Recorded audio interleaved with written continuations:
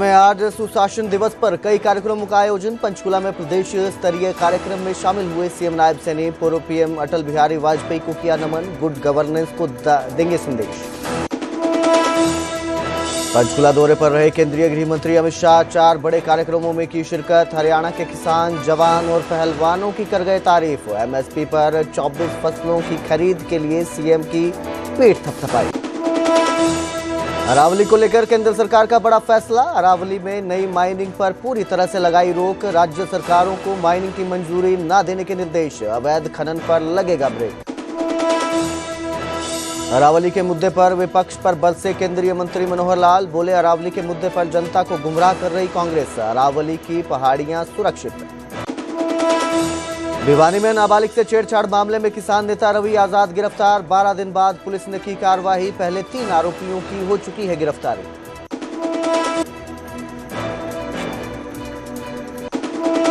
इस news headlines के प्रायोजक पतंजलि गाय का घी, माँ का भरोसा, प्यार से परोसा।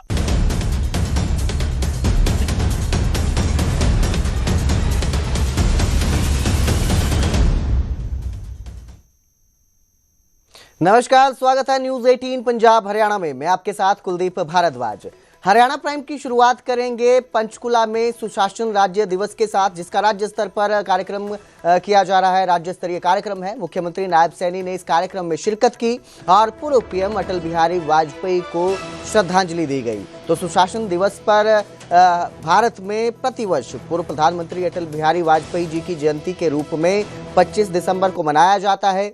सरकार में जवाबदेही के भारतीय लोगों के बीच जागरूकता को बढ़ावा देकर प्रधानमंत्री वाजपेयी को सम्मानित करने के लिए 2014 में सुशासन दिवस की स्थापना की गई थी और इसी के तहत राज्य स्तरीय कार्यक्रम रखा गया पंचकुला में, जहां पर मुख्यमंत्री नायब सिंह सैनी पहुंचे और पूर्व पीएम अटल बिहारी वाजपेयी जी को श्रद्धांजलि दी।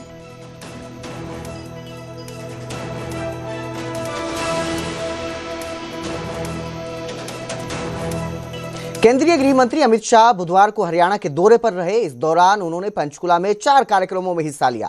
पहला कार्यक्रम सहकारिता सम्मेलन था, जिसमें उन्होंने हरियाणा के किसान, जवान और पहलवानों की तारीफ की। साथ ही मुख्यमंत्री नायब सैनी की तारीफ करते हुए भी नजर आए। इसके बाद उन्होंने पुलिस परेड कार्यक्रम में शिरकत की, जहां उन्होंने परेड की सलामी ली और 5000 से ज्यादा नए पुलिस जवानों को संबोधित किया। इसके बाद केंद्रीय गृह मंत्री अमित शाह ने पूर्व प्रधानमंत्री अटल बिहारी वाजपेयी की प्रतिमा का अनावरण किया। साथ ही पूरे प्रदेश में 250 ई लाइब्रेरी का शुभारंभ किया। इन कार्यक्रमों के बाद वो पंचकुला में हरियाणा सरकार के वीर बाल दिवस पर करवाए जा रहे राज्य स्तरीय कार्यक्रम में पहुंचे। अमित शाह ने इस कार्यक्रम को संबोधित करते हुए छोटे साहिबजादों को लेकर लिखी गई किताब का लोकार्पण भी किया और साहिबजादों को याद किया। नायब सिंह जी बैठे हैं। मैं तो कई बार सोचता हूं कि कहां से इनमें इतनी हिम्मत आती है। मुझे घोषणा पत्र के लिए सैनी साहब ने बुलाया, तो चुनाव का घोषणा पत्र था पार्टी की ओर से, मुझे पब्लिक के सामने रखना था। अगले दिन भेजा, मैंने पढ़ा 24 फसलों पर को एमएसपी पे खरीदना। मैंने फोन किया, पौना बजा था, फिर भी जगाया सैनी को। मैं को भाई सैनी, ये पढ़ा है क्या आपने? 24 फसलें खरीद पाओगे?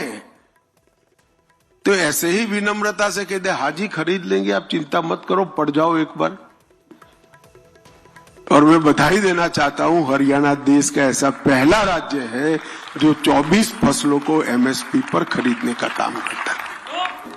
5000 से ज्यादा युवा साथी जो खड़े हैं, वो सभी को बहुत बहुत बधाई और शुभकामनाएं देना चाहता हूं,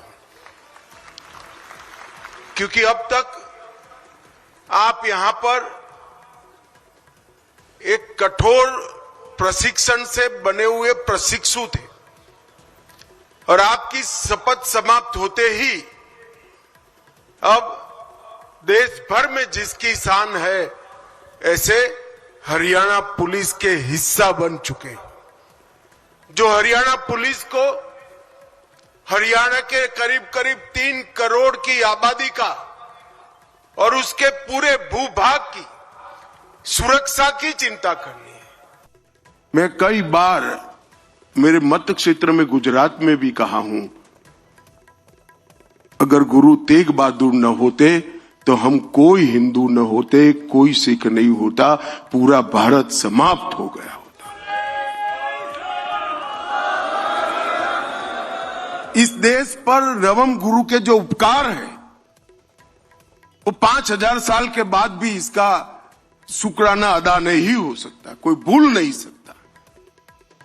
जब कश्मीर के पंडित उनके पास गए और कहा हमारा जबरन धर्म परिवर्तन हो रहा है, हमें बचाइए, आप ही बचा सकते हैं, तब उन्होंने उनके मुख से एक वाक्य निकला कि ये जुर्म तभी रुकेगा धरती कोई महान आत्मा का बलिदान मांगती है।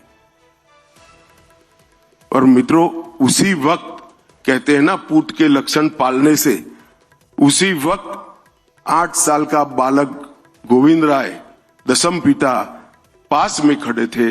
उन्होंने एक क्षण का भी विचार करे बगैर कहा कि आपसे महान कौन हो सकता है, अगर बलिदान देना है तो आपको ही देना चाहिए। अरावली की पहाड़ियां इन दिनों देश की सियासत का केंद्र बनी हुई है। हरियाणा भी इन पहाड़ियों पर होती सियासत से अछूता नहीं है, क्योंकि हरियाणा में भी अरावली का एक बड़ा हिस्सा आता है। ऐसे में अब विपक्ष सरकार पर हमलावर है और सवाल पूछ रहा है कि सरकार का क्या स्टैंड है। ये रिपोर्ट देखिए। जिस अरावली को उत्तर भारत का प्राकृतिक कवच माना जाता है, उसी अरावली के सीने पर चलते बुलडोजर को लेकर इन दिनों सियासत घनघोर हो रही है।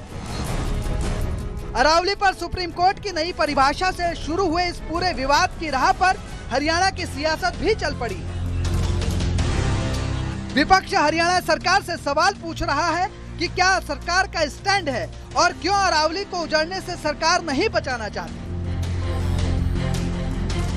कि अरावली का मामला जो है सबसे ज्यादा इफेक्ट हरियाणा पे होगा, पोल्यूशन फैलेगा और ये जो एक किस्म से लंग्स हैं हरियाणा के वो खराब हो जाएंगे। एक तरफ तो कहते हैं कि अरावली पर्यावरण को हम बचाना है और एक तरफ लाखों पेड़ कटवा रहे हो आप, और खनन जो एक बड़ा एक गोरख धंधा यहाँ बन गया अपने मित्रों को देने के लिए जो चल रहा है, तो ये एक बड़ा देश की जनता के साथ लूट है। आपने एक दरवाजा खोल दिया है आज के लिए और आने वाले समय के लिए कि इसका पूरा का पूरा दोहन हो सके माइनिंग के लिए और निजी फायदे के लिए।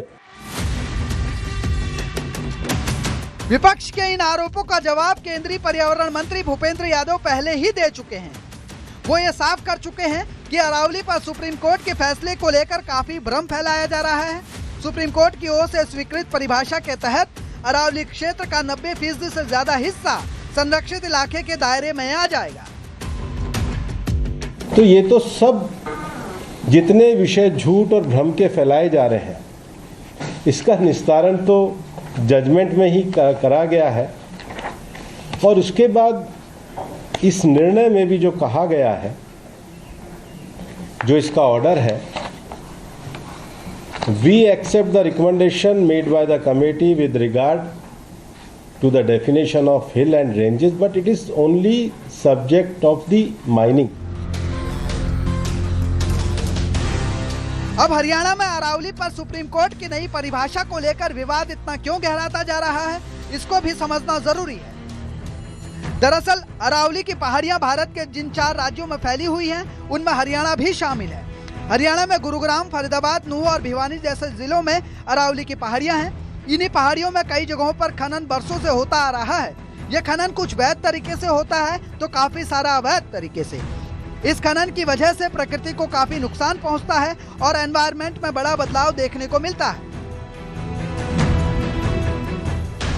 अब फरीदाबाद में ही देख लीजिए, यहाँ अरावली की पहाड़ियों के बीच कई साल पहले तक एक सुंदर धौंज लेक पानी से लबालब भरी हुआ करती थी, लेकिन आज लेक के पानी की जगह मिट्टी और कंटीले पौधों ने ले ली है। इसके पीछे की वजह कुछ और नहीं बल्कि वही खनन है जिस पर इस समय उत्तर भारत में संग्राम छिड़ा हुआ है। फरीदाबाद के मोहताबाद इलाके में इस वक्त मेरी मौजूदगी है, जो दिल्ली से तकरीबन सटा हुआ है। एक बॉर्डर एरिया ही इसको अगर आप कहें। जहां मैं खड़ी हूं ये पर्वत श्रृंखला है। नवंबर में ये पर्वत श्रृंखला अरावली का हिस्सा थी, नए नियम के अनुसार शायद नहीं है। अब यहाँ मैं आपको ये तस्वीरें दिखा रही हूँ कि जिस खनन का डर लोगों को है उसकी पुरानी तस्वीरें क्या है। जरा आप आगे की तरफ देखिए, ये जो पूरी पर्वत श्रृंखला है, पहले तो आपको जो ये बीच का गैप दिख रहा है ये सब खनन का नतीजा है। ये पहाड़ जहां पर इस वक्त मेरे पैर हैं, इसी लेवल का ये पूरी रेंज थी। पहाड़ थे, ऊंचे नीचे पहाड़ थे, लेकिन जो आपको तस्वीरों में फिलहाल नजर आ रहा है ये खनन का काम यहाँ चलता था, जिसे 2000 के बाद रोका गया। अरावली इलाके में अवैध खनन से पहाड़ों की सेहत बिगड़ रही है, लेकिन फिर भी खनन का काम रुकने का नाम नहीं ले रहा है। इसलिए अब जब सुप्रीम कोर्ट ने अरावली में खनन की नई परिभाषा बताई तो ये कहा जाने लगा कि अरावली की दीवार ढह जाएगी और रेगिस्तान की रेत हरियाणा होते हुए दिल्ली की दहलीज तक पहुंच जाएगी। हालांकि सरकार का दावा है कि ऐसा कुछ भी होने नहीं दिया जाएगा। बावजूद इसके अरावली की पहाड़ियों पर सियासत की चढ़ाई लगातार जारी है। Bureau report, news 18 Punjab Haryana.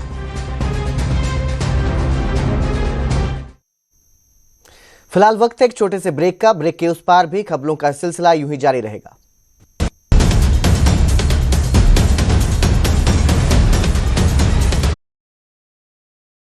राजनीति साधना भी हो सकती है और सत्ता भी सेवा का माध्यम बन सकती है। ये अटल बिहारी वाजपेयी जी के जीवन से हमें मिलता है सीखने को। साथियों,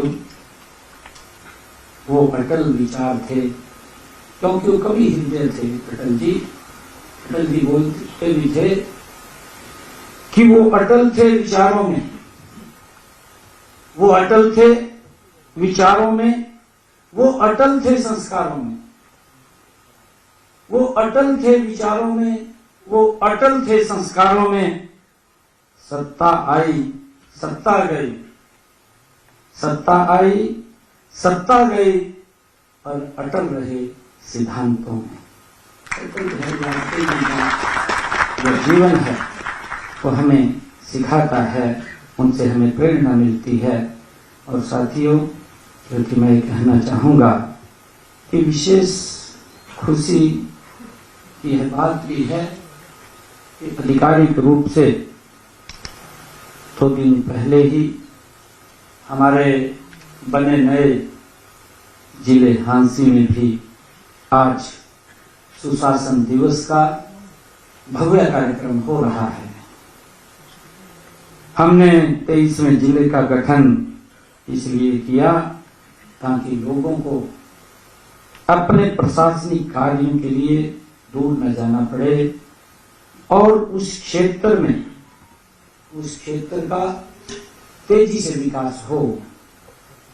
साथियों, आज हम सब भारत रत्न सम्मानित महामना पंडित मोहनलाल मालवीय जी के जो राष्ट्र को समर्पित जीवन और उनकी अमूल्य सेवाओं को भी हम याद कर रहे हैं।